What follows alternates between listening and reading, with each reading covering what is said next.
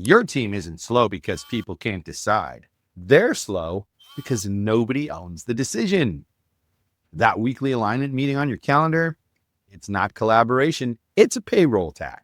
I've watched engineering orgs lose entire quarters to meetings exactly like it. Today, I'm handing you the fix. One system, 5 decision domains, and absolutely no committees. But first, watch what one harmless meeting invite actually cost a $40 billion company. It's probably sitting on your calendar too, tomorrow at 2 p.m. Meet Priya. She runs a 120-person engineering org. Every decision has an owner on paper, and nothing moves without 3 alignment meetings first. Monday, it's a scaling call. Tuesday, it's experiment scope. Wednesday, it's the migration plan. Each one reasonable, but each one kills a day. 25 decisions delayed a month, 4 business days each. That's 100 decision days gone every single month. That's not a meeting problem. It's a budget leak with a name. Priya's best engineers can already make these calls. They've done it before. She just never gave them the boundary. She told them, you own the work, but she never told them you own the decisions inside of it. Priya gave them the work, not the decisions, so they own the anxiety and not the call. By the time a real emergency hits, the team is numb. Every signal looks like noise, and Priya is the human operating system routing every single call. She doesn't have a communication problem, she has a decision architecture problem, and BlackBerry had the exact same one at a scale that bankrupted a $40 billion brand. On the calendar, it looked harmless.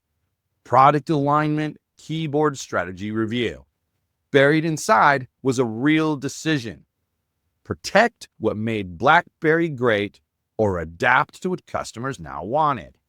Co-founders Mike Lazaridis and Jim Balsillie ran the company as dual CEOs through 2012.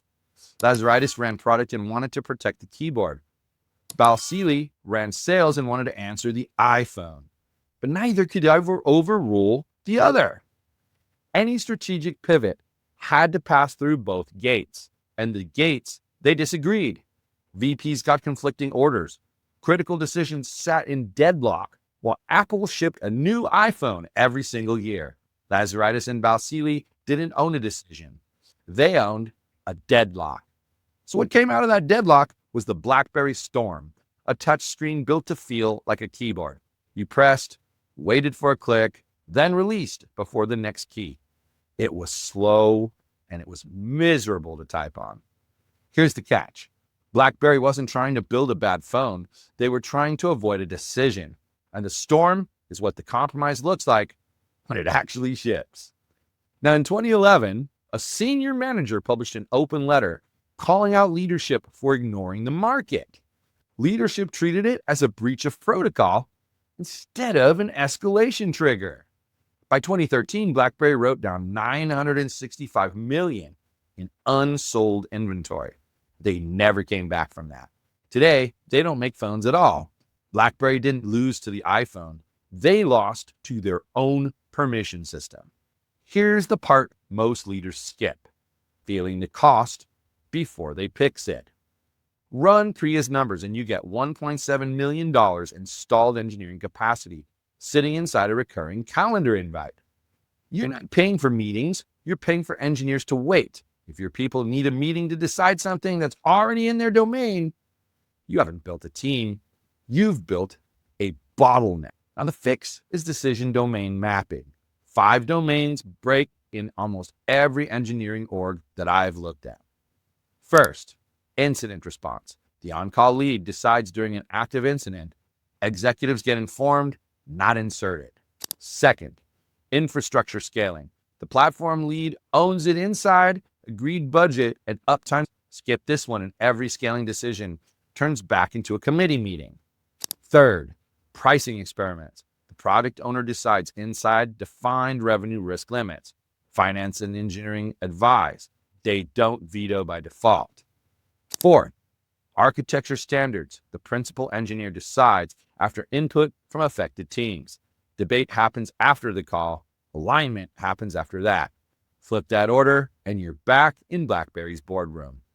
Fifth, feature trade-offs. The product manager owns scope when customer impact, timeline, and technical risk are all on the table.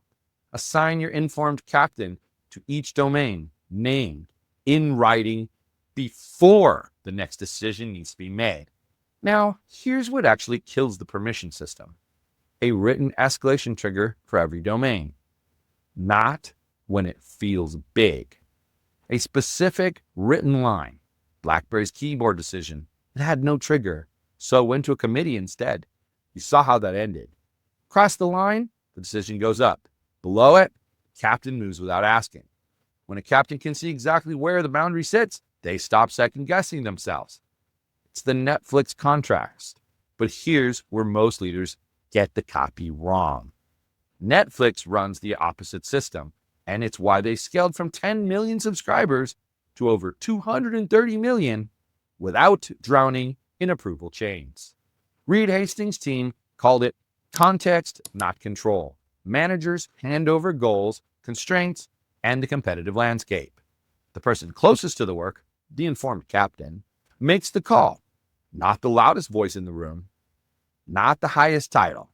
A Netflix decision memo runs just 4 lines. The context, the constraints, the owner, and what success looks like. No 50-page deck, and definitely no committee sign-off. When something goes wrong, they don't hide it. They run a postmortem. What did we believe? What happened? What did we learn? Autonomy is not chaos. It's faster decisions with the learning actually captured. Most leaders want the Netflix model and skip the audit that earns it. They want the freedom without drawing the boundary lines first. That's how context, not control, turns into just no control.